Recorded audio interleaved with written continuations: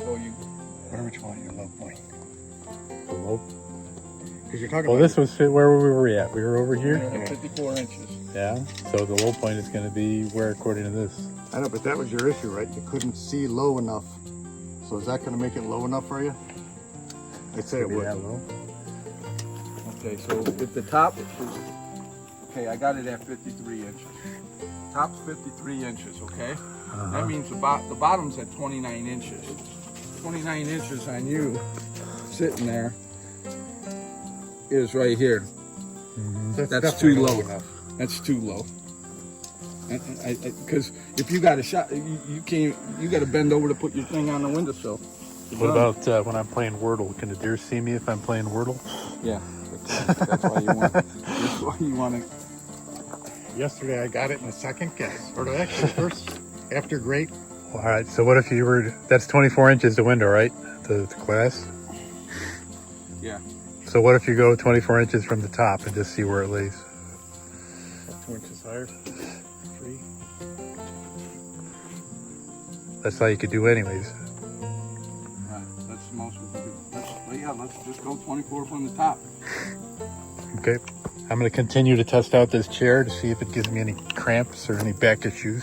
You guys go on.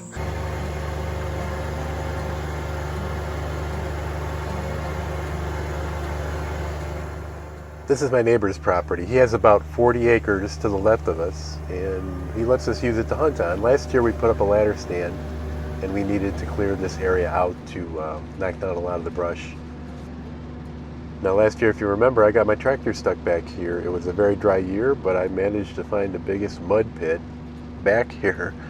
So I'm a little leery about where that was at. I think I know where it is on the way in. There's actually a high road and a low road. Once I get in here, I'm going to take the high road and loop back and do the low road. Last year was our first year for hunting this area, and typically we would actually use this area quite a lot in the past, but not so much for hunting, but as for getting the deer out, because as you're watching the tractor here, towards the right of the tractor is a pretty steep hill, which is our hill. And most of the time when you shoot something, it runs halfway down that hill, and it's easier to drag it down and actually bring it out to where we are now with the tractor. So you definitely don't want to rush yourself when you're doing this. I'm going pretty slow. I don't want to find any ruts. I don't want to go in any groundhog holes with the front tire and risk flipping the tractor over. I'm just taking it nice and easy. There's also a gas well pipe up here eventually, and sometimes that's hard to see with the way the brush is so tall. And you just don't know what kinds of tree limbs might have fell down during the year, what kind of foreign objects you might find and accidentally run over, and you really don't want to mess up your brush hog with it. Now some folks said that my drive shaft might be bent, and what they're looking at is the drive shaft is certainly spinning, but it's encased in a piece of plastic, and on that plastic has stickers. Normally that plastic wouldn't spin like that. You'd have a safety chain, but I've messed up that safety chain so often that it's not worth trying to put on or jerry-rig to get it back on there. So the plastic is free spinning. If you were to grab that plastic, you would actually just stop the plastic from spinning, but the drive shaft would still continue to spin inside of it. Now, I don't recommend you grabbing it, but it would be okay.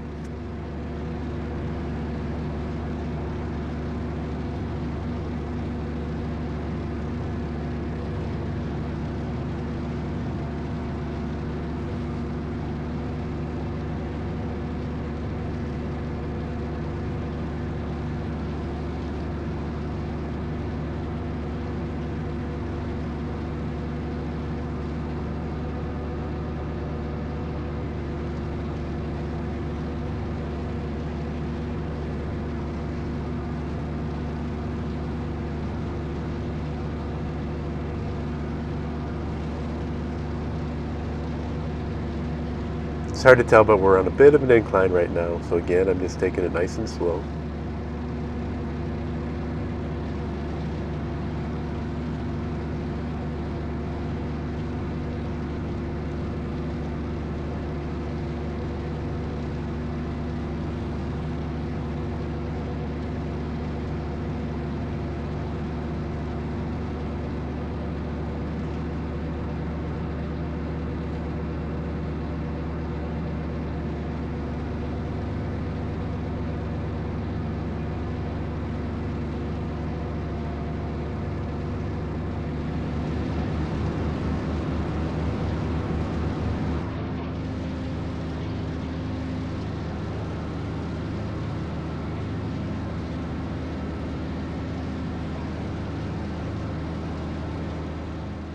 I've made my cut up on the high road, and now I'm coming back on the low road. Just loops around. It loops around back where the ladder stand is.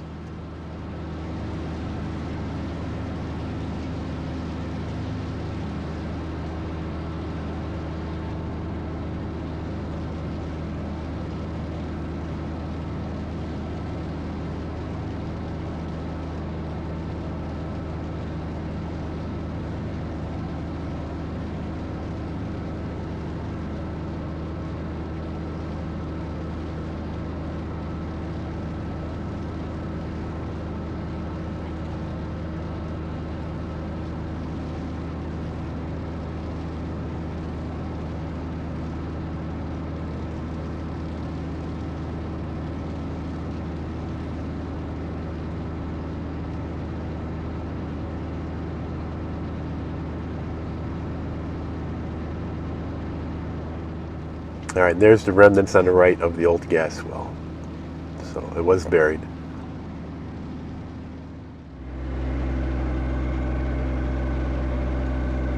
All right, that's enough of that. I'm going to head back and see how well they're doing on the blind. They're finishing up the last of the 2 walls. Those are the harder walls.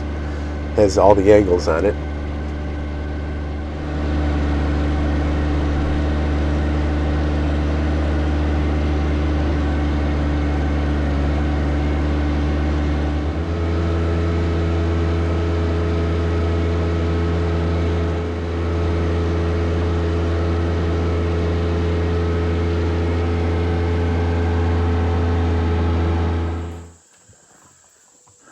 Yep. I don't know. Just go talk to the neighbor, see if he can put it on his property. Oh, What it cost to have a helicopter put in? that's where you want to put it, over there.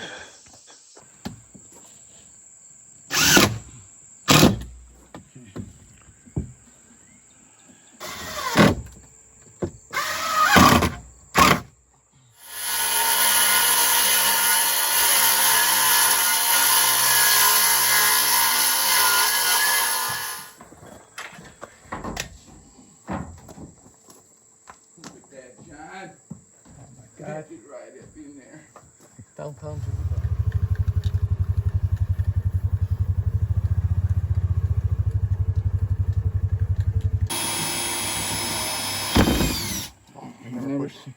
Never seen a drill bit take that long to get through.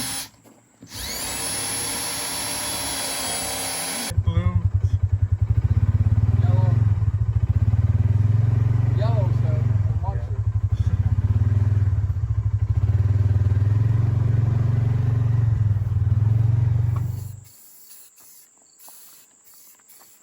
Is that lightning bolt? No. It's just something you find in nature. Is it the whammer?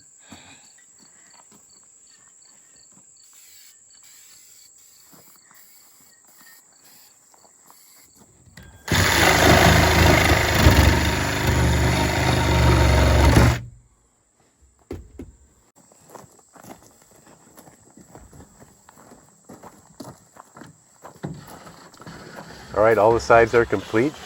We won't have time this trip to take it on top of the hill.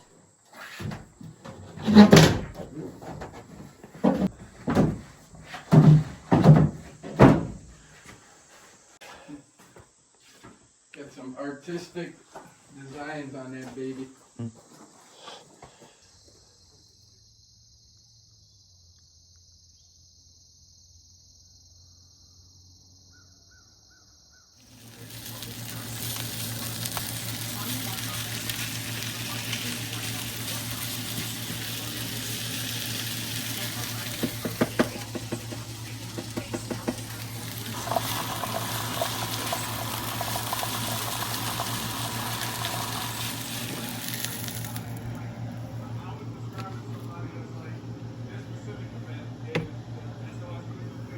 Those of you that have watched the channel for a long time know that things have drastically changed here in the last couple of years. We used to have a much smaller cabin, a much more primitive cabin, and we tore that down and rebuilt with this basically double wide on the foundation. Wanted to get something a little bit bigger, nicer, 2-story, more cabiny, but just the cost of building that, even if we were doing a lot of the work ourselves, was just way out of the realm of us tackling that. This was about a third of the cost. Little work for us to do, a double wide on a foundation. The foundation is about 3.5, 4 feet deep. There is a crawl space underneath.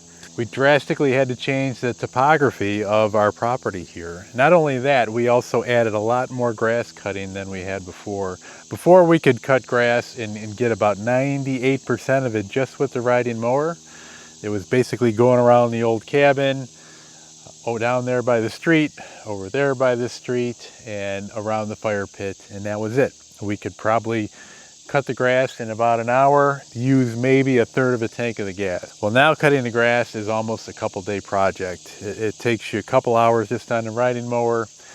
You end up using a whole tank of gas when you cut it, and there's areas that we cannot get to. We can't get to 98% of the grass. So I'm standing right in front of one of those trouble areas right here. So when they changed the topography, they left a little bit of a parking area up here, which is nice when you're bringing all your gear in here.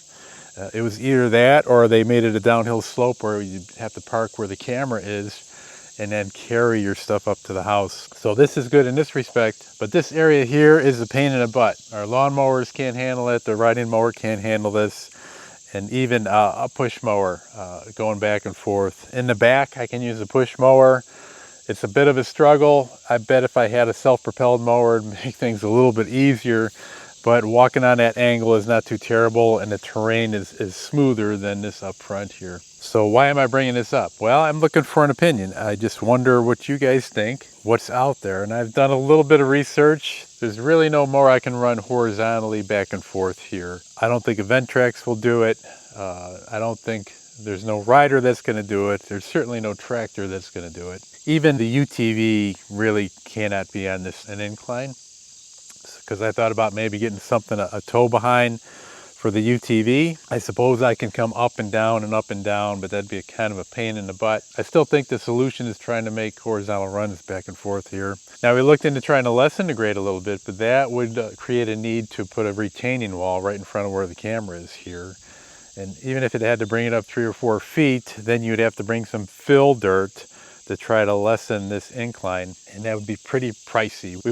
We've looked into large concrete blocks. We've looked in railroad ties, and the expense of doing that is just a little bit too much, at least in my mind. See what kind of angle we're talking here. I want to turn the level on my phone just to give you an idea. And if I come down here, I just laid a board out, nothing scientific. And I've got around 26. So our grade goes from anywhere from 26 to 30. So for the last 2 years, we've basically just been using weed whackers on this, and it takes its toll on you, especially in the summertime here. It's always hot and humid in the exposed sun. The sun comes across this way, so there's no shade when you're doing this area. It's just a hassle that we never used to have before. So we do have better creature comforts in the house. It's more livable. It's more sustainable to stay here on longer periods of time. But our one drawback was the change of this terrain. Now, I don't live down here full time, so when I come down here, my time is at a premium, but now we're spending more time cutting grass. I spent a lot of time with the water tank that was, to me, unnecessary, but unfortunately necessary if we wanted to have clean water in the house. So the less time we spend on maintaining this grass and working on this lawn all the time, it'd be more time that we could devote to our hunting processes up on the hill. Setting out feeders and keeping those maintained, and setting up stands and keeping those maintained. And we're going to work on a new blind here and try to get that somewhere up on top of the hill. So I'd like to hear about your thoughts. What do you think would be a good way to maintain this? You know, I've heard about maybe just throwing ground cover down here and stuff like that. It doesn't take long for something to grow wild. But when I come down here, a lot of times in the summertime, it's really just once a month. And I come down for about 3-4 days, just cut everything down, and in that month period things grow so much. If you can look back here by the water tank, there's weeds and everything that are taller than me. When we came down this trip, I think it was a little over 5 weeks since I was here last, and the grass was too high to cut over by the road. We ended up using the tractor and the brush hog to knock a lot of that down before we took the mower over it. That's just the way our schedule is. That's the way it is having 3 different pieces of property. They all need somewhat attention and care. If you pay special attention to one, then you're neglecting another one, and this usually gets neglected the most. Obviously in Tennessee, we need to take care of issues and keep things going there because it's a rental. Certainly don't want to have bad reviews or have our renters have any bad experiences. And then living at home in Northern Ohio, that's a priority also because we live there full time. Unfortunately, this place kind of gets put on the back burner when there's no time, when you have to be doing something else, but you know you need to do something down here. It is better, it is nicer. It's nicer to have air conditioning. On a trip like this week, the temps have been up in the low 90s and the humidity's been very high because we're in a valley. The humidity's always 80 to 90% around here. It gets even worse at night. It really jumps up. You get that fog and you get that dew in the morning. So just having the air conditioning makes it easier to stay here for 3-4 days on end, or even a week if I had to. With the prior cabin, I would come down here, get here early in the morning when it was still somewhat cool, start cutting grass, and I would be out of here by about 2:30, 3 p.m. and just heading for home. I'd just stay the day. There'd be no time for making blinds, no time for working on the hill, no time for trying to maintain any trails, stuff like that, just because it was unbearably hot to stay down here. But I have looked into a few things, and a device that basically has 2 wheels and it's a larger type of weed whacker. It's kind of like a push mower. It just has 2 large all-terrain wheels, but 2 large wheels that would probably do this better. And instead of weed whacking manually, to use that to go back and forth. The only drawback to that is that you're still walking on this terrain. You still have a chance of twisting your ankle. It's not the most comfortable, especially as we start getting older. And then I've seen these things where it's essentially a same as a push mower concept, a little bit more rugged, but that is mounted on a track system. So you still start it up like a regular lawnmower. It still has a gas engine, but then the track system is battery operated and it has a remote control. I've been seeing a lot of these on Facebook, and I've saw a few YouTube videos on it. They're obscure companies from China, but it does look like if it was a decent product, that would be the way to go. And I don't know if anybody out there has seen these or tried them. If you have, please leave a comment down below. But that way I could sit in the shade, run back and forth, and this is on tracks, and it is capable, from what they say, is capable of making cuts on 45-degree angles. So your terrain can be very steep and it'll go horizontally. It will not tip over, and that to me would make things a lot easier. Again, I have no idea on product reliability, and I haven't seen anybody with like a popular brand name come out with something like this, like a Toro or an Ariens or even John Deere. And I have reached out to a few of them. I've written them a couple emails saying that I have a YouTube channel and that I have the perfect test for your product and I'd like to do a review on it. I really haven't heard anything back. A lot of these appliances are somewhere between $2,000 and $6,000 or $7,000, up in that range. So a lot seem to hover around $2,500 to $3,000 in that sweet spot. If that product were to work, like I said, this would be great for this area. I have another steep part directly behind the house that I mentioned that I can cut with a lawnmower usually, but it's still a pain. And then when it comes to our UTV paths, if this thing was strong enough, we could take that on top of the hill and clear out a lot of our paths that we use to go to our hunting blinds and ladder stands. These things look beefy and heavy, but if we could also get them to start maintaining parts of our UTV path. I took the tractor back here yesterday and I tried to use the brush hog, and I can only get so far, and it's very dicey. And of course a UTV path, it's going to get ruts in it to create over time. So driving the tractor on there, if you just get in a rut the right way and you just are going the right speed, there's a good chance of rolling the tractor over. So it's kind of precarious. I only got so far before I just stopped and then backed myself back down. Tried to maintain a little bit. It helped. I didn't have to weed whack, but it was still a little pucker factor when you're sitting in the driver's seat. If you have suggestions, of course, I would want to go whatever is most economical for down here. It's just that, again, we have 3 properties. I don't want to dump a ton of money down here, and especially dump money and in the future not be able to get that money back out. Another reason that the grass cutting is taking so long is that this is the septic area, and we never had that before. That used to be just woods. So that's an extra area we have to cut, and it's pretty steep over there. It's hard for the riding mower to get all of it. So let me know your thoughts. That's going to do it for today. I appreciate everybody watching. I hope you enjoy and subscribe to these videos. Click on that little bell when you want to know when new one's coming out, and keep an eye on us. Next week, we're going to start moving that blind on top of the hill. That is going to be for another trip. I have to go home and then come back. But right now, the way it's looking is I might be doing it by myself. So we'll see what happens.